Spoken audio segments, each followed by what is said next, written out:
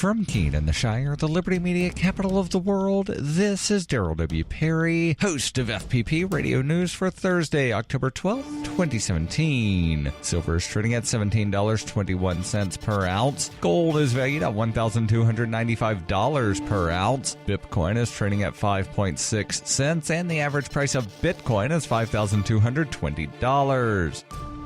Antiwar.com reports that Spanish Prime Minister Mariano Rajoy was seeking clarification Wednesday on whether or not Catalonia had declared independence. He has also placed an ultimatum on an independence bid, giving Catalan leaders 8 days to drop the matter entirely. Rajoy says that if Catalonia does not abandon its independence by then, he will apply Article 155 of the Spanish Constitution, allowing him to seize Catalonia, oust its regional government, and take away its autonomous status to make it directly ruled. Catalonia did declare independence on Tuesday, but Catalan President Carlos Puigdemont suspended implementing the declaration at the time, anticipating talks with Spain. Rajoy has ruled out talks, however, and has focused on threatening the Catalan leadership. Catalonians voted overwhelmingly to secede on October 1st, despite violent crackdowns by Spanish police that injured over 800 voters. Spain has threatened to charge Catalan leaders with sedition against the crown for supporting independence and allowing a vote to take place at all. Analysts familiar with the political situation in Catalonia say the regional government is likely to fall either way. If Puigdemont affirms independence, Spain will invade, and if he does not, the pro-secession parties will withdraw from the government and cost it a majority.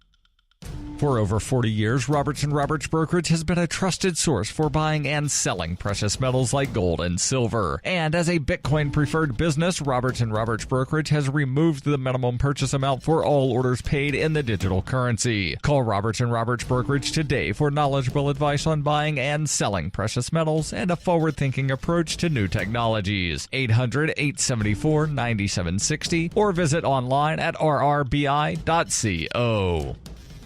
UPI reports California Governor Jerry Brown on Wednesday said nearly 24 wildfires throughout the state could cost tens of billions of dollars as officials increased the death toll to 21. Brown and other state and federal emergency officials offered an update on the fires, primarily in the northern part of the state, in a midday news conference. Sheriff Rob Giordino said in Sonoma County, 670 people were reported missing and 110 people have been found safe. CAL FIRE Chief Ken Pimlott said that despite a brief respite from high winds on Tuesday, poor weather continued to plague the state. On Wednesday, the state was under a red flag warning due to high winds. Pimlott said that despite rainfall last year, California was still impacted by 5 years of drought. Brown added, "It's going to cost a lot of money. This will be tens of billions of dollars." Pimlott said about 8,000 firefighters are battling the blazes, along with a variety of helicopters, air tankers, drones, and other aircraft used to fight fires. He said fire departments from the states of Washington, Oregon, and Nevada were sending fire engines and other assistance.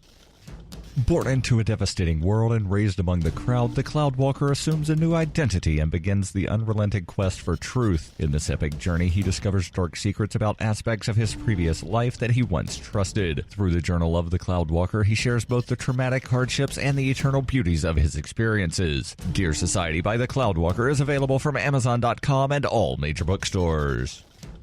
Reuters reports President Donald Trump suggested challenging licenses for NBC and other broadcast news networks on Wednesday, a salvo that followed reports of his own Secretary of State had called him a moron after a discussion of the U.S. nuclear arsenal. Trump posted on Twitter, "With all the fake news coming out of NBC and the networks, at what point is it appropriate to challenge your licenses? Bad for country." Trump and his supporters have repeatedly used the term fake news to cast doubt on critical media reports about his administration, often without providing any evidence to support their case that the reports were untrue. Trump kept up his criticism of the media in an appearance with Canadian Prime Minister Justin Trudeau on Wednesday, saying, "It is frankly disgusting the press is able to write whatever it wants to write." Any move to challenge media companies' licenses, however, would likely face significant hurdles. The FCC does not license broadcast networks, but does issue licenses to individual stations that are renewed on a staggered basis for 8-year periods. Gordon Smith, the chief executive of the National Association of Broadcasters, defended the media's free speech rights, saying it is contrary to the fundamental right for any government official to threaten the revocation of an FCC license simply because of a disagreement with the reporting of a journalist. This has been FPP Radio News, online at fppradio.com.